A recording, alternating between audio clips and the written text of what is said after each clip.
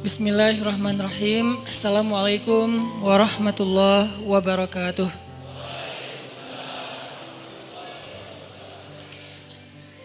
Innal hamdalillah nahmaduhu wa nasta'inuhu wa nastaghfiruh. Asyhadu an la ilaha illallah wahdahu la syarikalah wa asyhadu anna Muhammadan abduhu wa rasuluh. Allahumma salli wa sallim wa barik ala sayyidina Muhammadin wa ala alihi wa sahbihi ajmain. Kita kalau pengen cerdas dalam beramal tuh jadilah orang yang membawa tren. Karena hadis tren tuh apa? Man sanna fil islami sunnatan hasanah, itu tren. Sunnah kalau dalam bahasa fikih, bahasa pesantren tuh teladan. Sesuatu yang diikuti. Kan sunnah sesuatu yang dicontoh, yang diikuti, teladan, apalagi inspirasi. Nah, kalau dalam bahasa kita sunnah itu tren karena diikuti. Jadi siapa yang memberi sebuah tren, apakah dia jadi trendsetter, jadi influencer, jadi yang sekedar nge-repost, siapa yang terlibat dalam sebuah sunnah hasanah, tren yang positif, yang youth friendly, yang anak muda banget, lalu diikuti oleh orang lain karena nggak disebut sunnah kalau belum diikuti, maka dia mendapatkan pahala dari setiap orang yang mengikuti. Jadi kalau kita buat sholat jamaah itu jadi tren, bahwa sholat jamaah itu jangan dianggap sebagai cuman kewajiban doang, kesannya berat. Tapi kalau sholat berjamaah itu jadi kayak lifestyle, sholat jamaah itu jadi kayak culture kita, street culture misalnya atau youth culture, itu bakalan orang lain juga akan melihat sholat jamaah itu dari angle anak muda, bukan dari angle anak pesantren, bukan dari angle akademisi, bukan dari angle ustadz, bukan dari angle dalil doang, tapi bahkan dari angle lifestyle. Sholat jamaah itu lifestyle banget, sehingga kita perlu angkat ini jadi tren. Ketika nanti di masjid ada yang unik-unik, anak muda gondrong sholat jamaah, anak muda tatoan sholat jamaah. Bukan kita nyuruh anak masjid untuk tatoan, bukan. Kita lagi kayak nge-encourage teman-teman tatoan buat ke masjid. Jadi bukan dibalik, wah tatoan ke masjid keren ya, gua nggak ada tato, pakai terus gambarnya kupu-kupu gitu kan, salah gambar gitu. Nah ini bukan, kebalik, justru yang teman-teman tatoan nggak apa-apa ke masjid. Tatoan itu bukan larangan ke masjid, tatoan itu udahlah masa lalu ya, tapi dia masih diterima kok di masjid. Allah itu maha kasih sayang, maha pemurah, maha wasi'ur rahmah, kasih sayangnya luas banget. Terus membuka pintu taubat di malam hari untuk orang yang berbuat dosa di siang hari, membuka pintu ampunan di siang hari untuk orang yang berbuat dosa di malam hari. Itu arti di antara kalimat kulla yaumin huwa fi sya'n. Setiap hari Allah itu fi sya'n, sibuk. Arti sibuk di sini tuh bukan riwah ya. Jadi kalau kulla yaumin huwa fi sya'n itu artinya setiap hari Allah itu sibuk mengampuni dosa hambanya. Setiap hari Allah kasih rezeki buat hambanya. Setiap hari Allah itu ngasih solusi, nolongin, dengerin doa, mengijabah doa. Semua kebaikan itu Allah berikan every day. Jadi kalau ada kayak kita kemarin program Giving Every Day, itu sebetulnya kulla yaumin huwa fi sya'n. Makanya kita jadiin Giving Every Day program kita biar jadi kayak tren juga, walaupun mungkin belum berkembang. Someday kita ramein bareng-bareng karena Allah giving every day. Setiap hari ngasih nikmat, setiap hari ngasih ampunan, setiap hari ngasih pahala, setiap hari ngasih kebaikan. Lailan wa naharan, malam dan siang. Semuanya. Cuman di antara sekian banyak waktu yang baik itu ada waktu-waktu yang istimewa. Yang jelas gak ada waktu yang jelek. Semua waktu baik, tapi di antara yang baik itu ada yang istimewa. Misalnya kayak sepertiga malam terakhir, kalau daily-nya. Kalau weekly-nya Jumat. Kalau monthly-nya pertengahan Ayyamul Bait. Kalau setahunnya Ramadan gitu kan. Ramadan juga nanti semua hari di bulan Ramadan baik, tapi nanti ada Lailatul Qadar, malam tertentu di 10 terakhir. Kayak gitu-gitu yang jelas ya setiap hari aja. Sehingga mudah-mudahan kita yang mencontohkan ini sebagai sebuah habit, lifestyle, begitu diikuti oleh orang lain, bukan kita udah suci, bukan kita udah benar, tapi kita pengen bareng-bareng deh yuk kita ke surga ngegeng gitu kan. Karena orang di akhirat itu nanti masuk surga juga ngegeng. Gimana ayatnya? Ashtatan liyurau a'malahum. Ashtat itu kalau terjemahan standar yang mainstream itu berkelompok-kelompok. Kalau terjemahan youth, anak muda berkomunitas-komunitas, bergeng-geng, bergrup-grup WhatsApp. Itu ashtatan. Jadi kalau kita grup WhatsApp-nya saling menguatkan support untuk tahajud, berarti grup itu insya Allah nanti jadi grup di padang mahsyar. Grup apa itu? Grup tahajud. Grup apa itu? Grup sedekah. Grup apa itu? Grup taklim. Grup apa itu? Grup move on dari mantan misalnya kan ya apapun lah ya, yang jelas positif gitu kan. Sehingga nanti di padang mahsyar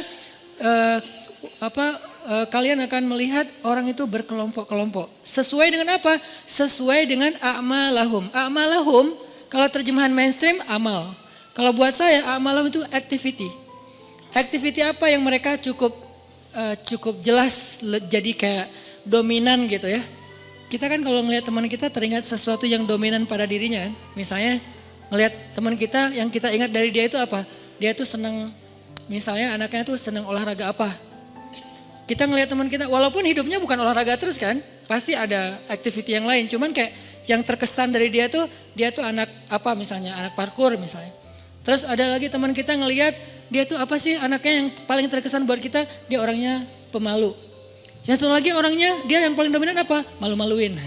Misalnya macam-macam kan ya, ada yang berbeda-beda. Terus ada yang ini misalnya cerewet, yang ini pendiam, yang ini orangnya kayak perfeksionis, yang ini idealis, yang ini kaku, yang ini humble, yang ini masing-masing orang punya sesuatu yang mewarnai dirinya dan itu cukup terkesan.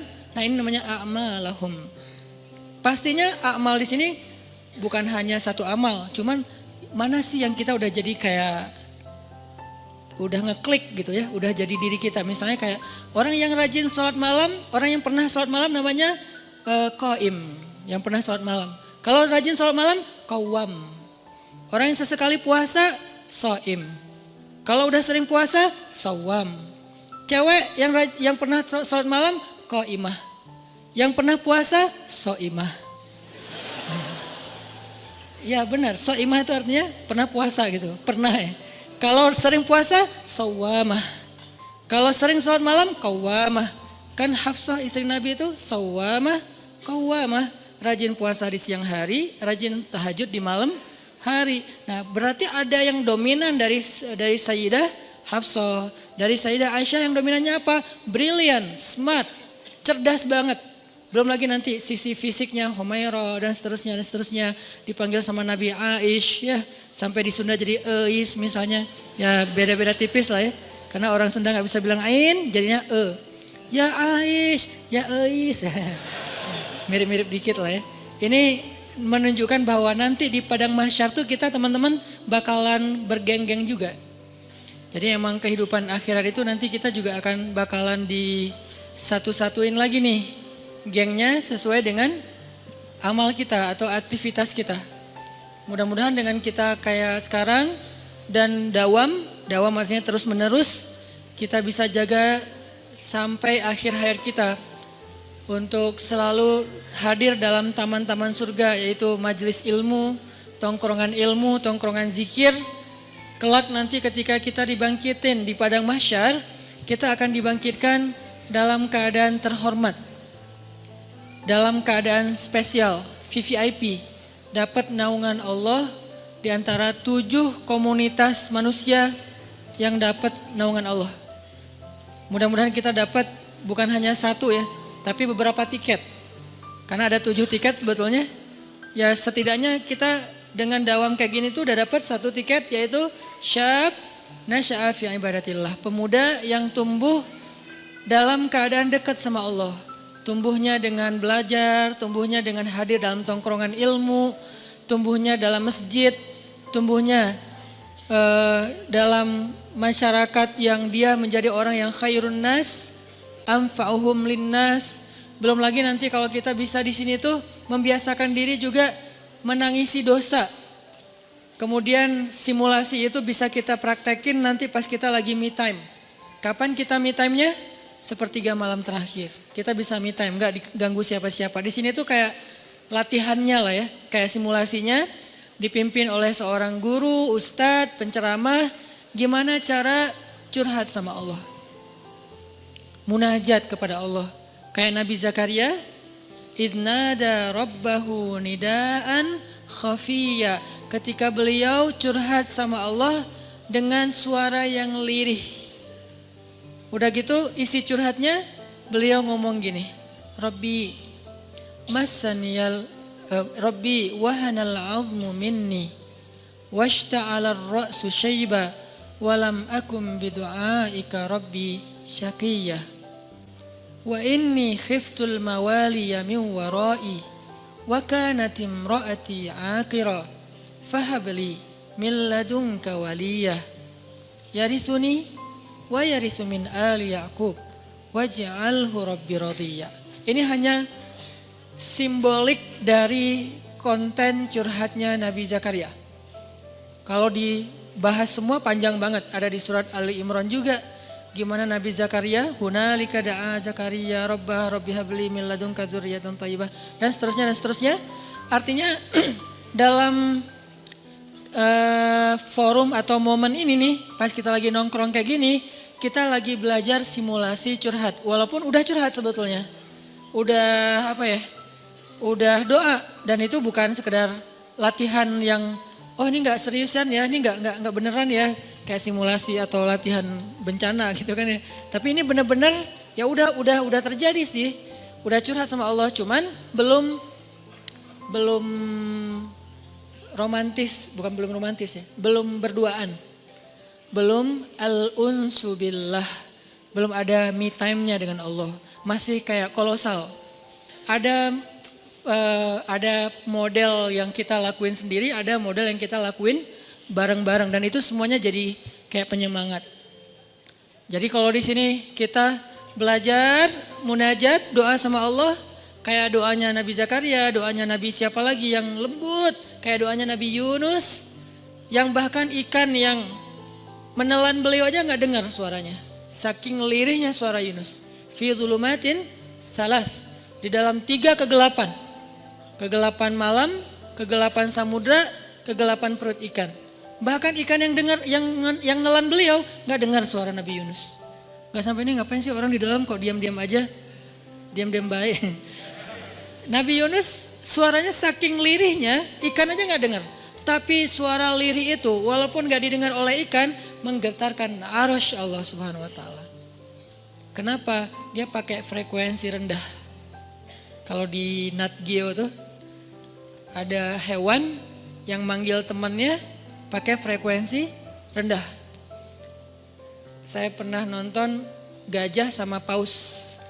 Karena salah satu suara hewan paling kencang, lebih 10 kali, berapa puluh kali dari suara jet tempur, paus ya. Di dalam samudra aja suaranya kedengaran sekian kilo gitu kan. Itu frekuensi tingginya. Nanti dia ada suara frekuensi rendah, yang suara frekuensi rendah ini fungsinya berbeda dengan frekuensi tinggi. Suara frekuensi rendah gak bisa didengar oleh kita, tapi bisa didengar oleh paus yang jaraknya sekian puluh kilo. Dia doanya tuh nidaan khafiyah gitu, lirih gitu. Ya Allah, aku tuh sayang banget sama dia. Yang di sebelah, terus dia kayak pura-pura tidur. Masya Allah, nama aku disebut dalam doa gitu. Yang grup sebelah maksudnya. Bukan yang di sebelah, yang grup sebelah. Hah, apa? Akhirnya rame gitu kan ya. Unfollow, left group, delcon gitu. Intinya adalah kita kayak doa tuh orang sebelah gak denger. Pasangan kita nggak dengar. Kalau tahajud bareng kan, kalau tahajud tuh kerennya tuh, salah satu sisi kerennya tahajud orang yang udah nikah tuh kan sebelah pasangan ya. Makanya kalau bisa nanti kalau udah nikah ya, ada area kecil nih di dekat tempat tidur tuh buat tahajud. Dan kalau bisa bukan di tempat tidur yang tinggi, kan susah kalau tinggi kan, pas kita sujud terbenam ntar susah hilang nafas gitu kan. Ya udah di bawah Nabi tuh kalau tahajud kadang-kadang sebelah Aisyah. Jadi kaki beliau tuh dekat sama Aisyah lagi tidur. Jadi kalau Aisyah lagi raba-raba tuh ketemu jempol Nabi, oh Nabi lagi sholat. Pernah juga Aisyah dengerin Nabi lagi tahajud gitu kan. Lagi tahajud, pas beliau ruku dan sujud kayak ada suara tulang yang kegesek kayak patah gitu. Aisyah heran, ini suara apa? Nabi kenapa? Sakit apa? Gitu-gitu kan. Cuman ya ditungguin aja sampai Nabi sujud. Sujudnya itu suara dada beliau itu kayak suara air mendidih. Karena saking terisaknya beliau nangis. Terus Aisyah karena kasihan sama Nabi kayak diusap-usap gitu punggung Nabi. Ya udah deh, nggak apa-apa. Kalau bahasa kita mah diusap-usap. Terus Nabi nangis. Terus pas Nabi bangun bunyi lagi ada kayak tulang-tulang patah gitu. Aisyah tuh sampai kasihan banget sama Nabi. Begitu assalamualaikum, kan Aisyah di sebelah kanan kan. Kebayang gak sih assalamualaikum terus Aisyah gitu. Itu beda loh. Nih sholat orang udah nikah sama yang jomblo ya. Kalau udah nikah pas assalamualaikum. Kalau jomblo, assalamualaikum siapa coba? Yang lihat siapa? Gitu. Assalamualaikum, mana ya? Gak ada. Assalamualaikum gak ada. Kalau ada pun ngeri, putih semua gitu. Akhirnya pas sudah selesai tahajud, Aisyah nanya, ya Rasulullah kenapa? Kenapa kok tadi kayak bunyi tulang patah? Ada yang sakit yang mana gitu. Aisyah kan orangnya kayak care gitu kan, ceweknya romantis banget gitu. Terus Nabi, enggak Aisyah enggak apa-apa gitu. Kan Nabi juga orangnya enggak mau ngerepotin istri. Udah Aisyah tidur lagi aja, enggak bisa tidur kayak ada suara tulang patah. Enggak bukan tulang, apa dong? Pokoknya bukan, enggak usah dilihat. Aisyah maksa-maksain, dilihat di perut Nabi ada jejer batu diikat di perut Nabi karena menahan lapar. Aisyah nangis. Kenapa nangis? Kok bisa seharian lapar? Aisyah enggak tahu karena Nabi itu orangnya enggak pernah menampakkan penderitaan kepada orang lain. Kalau beliau menderita nggak ada yang tahu. Beliau lapar nggak ada yang tahu. Padahal kalau kita kan muka lapar sama kenyang beda banget ya. Kalau muka kenyang tuh, muka lapar tuh kayak mau marah gitu kan. Oh kenapa sih? Lapar tuh nggak sih? Gitu. Muka bosen gitu kan, ngasih kode, lagi ceramah, mulai bersin-bersin, batuk-batuk, pakai kode lagi, udahan gitu. Udahan tapi kode gitu. Ya itulah kita. Kalau Rasul tuh diem. Orangnya tuh ra'fah bil mu'minina. Raufun rahim, nggak tegaan, nggak enakan, nggak mau ganggu, nggak mau ngerepotin, nggak mau ngebebanin. Itu rafahnya Nabi. Sehingga Aisyah aja nggak tahu kalau Nabi lapar. Jadi Nabi seharian lapar, nggak apa-apa Aisyah. Tapi kok nggak ngomong, nggak apa-apa Aisyah. Tapi kan aku sedih. Ya udah sini. Memberikan. Jadi yang lapar siapa? Yang ngasih di bahu siapa coba? Kan Rasul gitu banget ya. Ini Rasul. Artinya sholatnya nidaan khafiyah. Pernah juga Nabi lagi doa tuh. Sholat karena gak pengen ngeganggu Aisyah di masjid sebelah rumah Aisyah. Aisyah pas bangun, oh Nabi kemana nih? Kan curiga gitu kan. Mana Nabi? Jangan-jangan, nah langsung disamperin. Rumah Sofia, ada Nabi gak di situ? Gak ada, beneran. Ya udah, Hafsah ada Nabi gak? Gak ada. Maria ada Nabi gak? Gak ada. Zainab ada Nabi gak? Gak ada. Ummu Salamah satu-satu disamperin sama Aisyah, gak ada. Terus Nabi kemana? Balik lagi ke rumah, ngelewat masjid, ternyata Nabi lagi sujud panjang di mihrab masjid dan berdoa kepada Allah dengan doa yang sangat panjang. Ini namanya me time. Nabi itu suka banget me time berdoa sama Allah setelah me time dengan keluarga. Semuanya dikasih hak. Sama keluarganya ada me time, sama Allah ada me time-nya. Jadi pas Aisyah ngeliat Nabi kayak gitu, Aisyah masuk ke masjid, nungguin di sebelah. Yang nungguin kita tahajud siapa? Ada Ustadz, teman kos-kosan. Alhamdulillah gitu. Akhirnya ditungguin sama Aisyah. Nabi doa apa? Allahumma ilaika aslamna wa bika amanna wa alaika tawakkalna wa ilaika anabna wa bika khasamna na'udzu bi'izzatika an tudillana antal hayyul ladzi la yamut wal insu wal jinnu yamutun. Panjang doanya. Itu yang saya hafal. Masih panjang, saya enggak hafal. Artinya doa Nabi itu kayak kita tilawah 1 juz loh. Doanya aja kayak kita tilawah satu juz. Kita tilawah kayak doa. Rabbana atina fid dunya hasanah. Cuma 1 ayat gitu. Kalau beliau doa kayak tilawah saking panjangnya. Siapa sih yang sanggup sholat bareng dengan Nabi? Gak ada yang sanggup. Sekelas Hafiz legend bernama Abdullah bin Mas'ud aja sholat di belakang Nabi gak sengaja hampir batal. Kenapa gak sengaja? Dia kayak tiba-tiba jadi ngemakmumin gitu terus gak nyolek. Kan harusnya nyolek ya Rasul makmumin ya gitu ya. Tapi gak nyolek akhirnya makmumin aja. Nabi kan karena nggak tahu ada yang makmumin, baca aja sesukanya, panjang banget. 1 rakaat bisa 2 juz. Terus dia kayak, aduh gimana ya berdiri sebelah kaki gitu kan. Gimana? Sampai bahasa hadisnya tuh, bahasa riwayatnya tuh kata Ibnu Mas'ud, hampir saja saya berburuk sangka. Arti berburuk sangka nih mau mundur gitu. Kayak aduh batal kayak gitu. Kalau kita kan banyak alasannya, modus ya kan. Batal gitu, padahal nggak enak nih, ada apa ya tadi ya, apalah, kayaknya dipanggil deh, tadi ada miss call deh gitu kan. Ibnu Mas'ud tuh apa ya, udah mulai berburuk sangka pengen mundur, tapi kan nggak enak sama Allah. Masa udah kayak ketemuan terus, gue pulang dulu ya kan nggak enak kan. Tadi yang ngajak ketemuan siapa, terus yang pulang duluan siapa gitu kan. Ya udah ketemuan aja lama-lama, cuman udah nggak kuat banget. Udah gitu rukunya kayak berdiri, sujudnya kayak ruku. Wah Masya Allah ini nih Nabi nih, me time. Nah kita belajar me time-nya itu dengan munajat dulu di sini. Kalau menurut saya sih teman-teman, kalau selain rekam coba dicatat doa-doa yang banyak dari para ustadz gitu ya. Bisa doa yang riwayat dari Nabi, bisa doa juga yang mungkin ditulis oleh para ulama. Doa-doa yang keren gitu, kayak doanya Abu Hurairah, doanya Bilal, kan beda-beda tuh. Doanya Muaz, Allahumma a'inni ala dzikrika syukrika husni ibadatik. Doanya Abu Bakar, Allahumma afini fi basari dan seterusnya. Allahumma